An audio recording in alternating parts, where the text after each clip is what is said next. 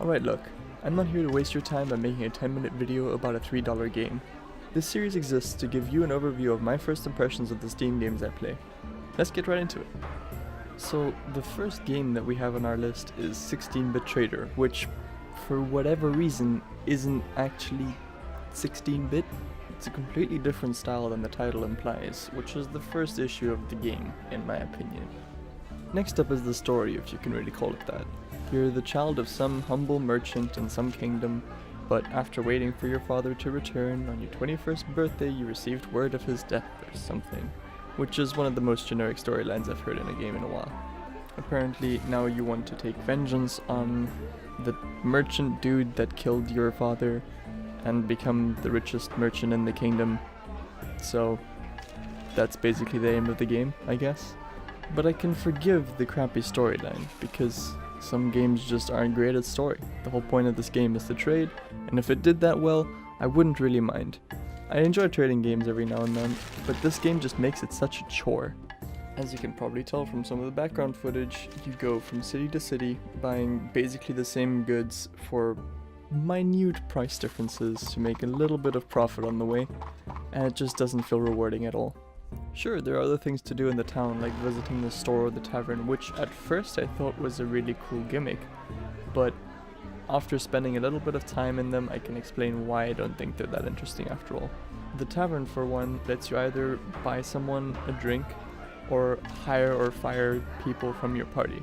The store in the town lets you sell your diamonds or buy more carts to carry more goods between the cities. But all of these are just fucking gimmicks. They don't add anything more to the game than just letting you do exactly what you were doing before, except more or losing less.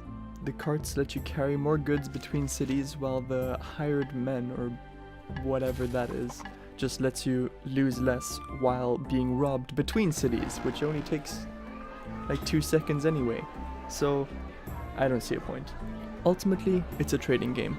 And don't get me wrong, I have nothing against trading games. I used to play SimCity for mobile, which let you trade resources that you had for resources that other people had to improve your buildings and, you know, make everything efficient. But when it's just you going from city to city trying to remember the prices of the last city so that you can make maybe 4 gold on a good day profit on your items between cities, it's not rewarding. It doesn't feel good.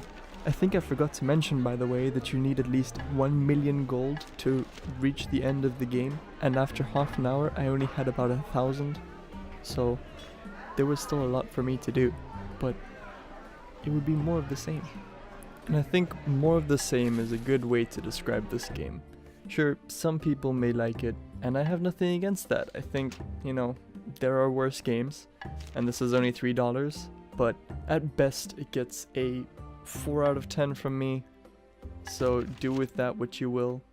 There are also a couple other things that I didn't get around to mentioning, for example the whole quest issue and the map movement where you sometimes randomly lose half your money, but I felt like I didn't want to make this video too long, so yeah, that'll be it.